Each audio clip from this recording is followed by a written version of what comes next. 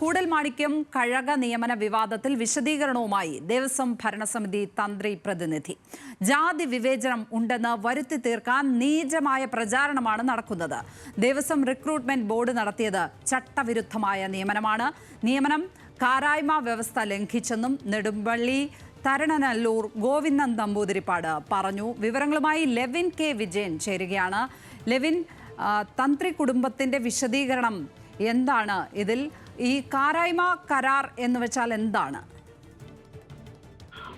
ലക്ഷ്മി, തന്ത്രി കുടുംബാംഗങ്ങളുടെ പ്രതിനിധി എന്നുള്ള നിലയിലാണ് 6 കുടുംബാംഗങ്ങളിൽ ഒന്നായിട്ടുള്ള തരണനല്ലൂർ ഗോവിന്ദൻ നമ്പൂതിരിപ്പാട് ഇപ്പോൾ വാർത്താക്കുറിപ്പ് പുറത്തിറക്കിയിരിക്കുന്നത്. തന്ത്രി കുടുംബാംഗങ്ങൾക്ക് പൊതു നിലപാടാണ് ഈ വിഷയത്തിലുള്ളത്. അതിനെ കുറച്ചുകൂടി വ്യക്തമാക്കിക്കൊണ്ട് വാർത്താക്കുറിപ്പ് പുറത്തിറക്കുകയാണ് ഇപ്പോൾ ഗോവിന്ദൻ നമ്പൂതിരി. കൂടൽമാണിക്യം ക്ഷേത്രത്തിലെ ജാതി വിവേചനം എന്ന പ്രചാരണം അതിനെതിരെയുള്ള വിയോജിപ്പാണ് കൃത്യമായി ദേവസ്വത്തിന്റെ തന്ത്രി കുടുംബാംഗമായിട്ടുള്ള ഗോവിന്ദൻ നമ്പൂതിരി വ്യക്തമാക്കുന്നത്. ജാതി വിവേചനം ഉണ്ടെന്ന് വരുത്തി തീർക്കാൻ നീചമായ പ്രചാരണം നടത്തുന്നു. ദേവസ്വം റിക്രൂട്ട്മെന്റ് ബോർഡ് നടത്തിയത് ചട്ടവിരുദ്ധ നിയമനമാണ് എന്നുള്ളത് പറയുന്നു. ഈഴവ സമുദായ അംഗമായ ബാലുവിനെ ഇവിടെ കഴകം ജോലികൾക്കായി നിയോഗിച്ചത് ചട്ടവിരുദ്ധമാണെന്നാണ് പറഞ്ഞു വെക്കുന്നത്. അതേപോലെ തന്നെ ഈ തന്ത്രി കുടുംബാംഗങ്ങൾക്ക് കൂടി അവകാശമുണ്ട് ഈ കഴകം ജോലികൾ നിർണ്ണയിക്കുന്നതിൽ, അതിൽ ആരെ നിയമിക്കണം എന്നുള്ള കാര്യത്തിൽ തന്ത്രിമാരുടെ അഭിപ്രായം കൂടി ചോദിച്ചതിന്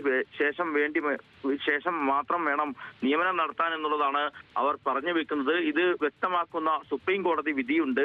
പക്ഷെ ആ വിധിയുടെ വിശദാംശങ്ങളോ അല്ലെങ്കിൽ വിധി പകർപ്പോ പങ്കുവയ്ക്കാൻ ഈ കുടുംബാംഗങ്ങൾ ഇതുവരെയും, അല്ലെങ്കിൽ തന്ത്രി കുടുംബാംഗങ്ങളുടെ പ്രതിനിധികൾ ഇതുവരെയും തയ്യാറായിട്ടില്ല. കാരായ്മ വ്യവസ്ഥ ലംഘിച്ചാണ് നിയമനം നടത്തിയത്. കാരായ്മ വ്യവസ്ഥ എന്ന് പറഞ്ഞു വെക്കുന്നത് തന്ത്രി കുടുംബാംഗങ്ങൾക്ക് അല്ലെങ്കിൽ തന്ത്രി പ്രതിനിധികൾക്ക് ക്ഷേത്രത്തിൽ കഴകം ജോലികൾ അടക്കമുള്ള പ്രധാനപ്പെട്ട ജോലികൾ, പൂജാ സംബന്ധമായ മാലകെട്ടുന്നതടക്കമുള്ള കാര്യങ്ങൾ ഒരുക്കുന്നതും അതോടൊപ്പം തന്നെ നിവേദ്യത്തിന് വേണ്ടിയിട്ടുള്ള പ്രസാദത്തിന് വേണ്ടിയിട്ടുള്ള കാര്യങ്ങൾ ചെയ്യുന്നതും അടക്കമുള്ള പ്രധാനപ്പെട്ട ജോലികൾ, ക്ഷേത്രവുമായി ബന്ധപ്പെട്ട് ക്ഷേത്രത്തിലെ വഴിപാടുകളുമായി ബന്ധപ്പെട്ട് ചെയ്യേണ്ട സുപ്രധാനമായ ജോലികൾ, അത്തരത്തിലുള്ള ജോലികളെയാണ് കാരായ്മ വ്യവസ്ഥ എന്നതടക്കമുള്ള കാര്യങ്ങൾ കൊണ്ട് അവർ സൂചിപ്പിക്കുന്നത്.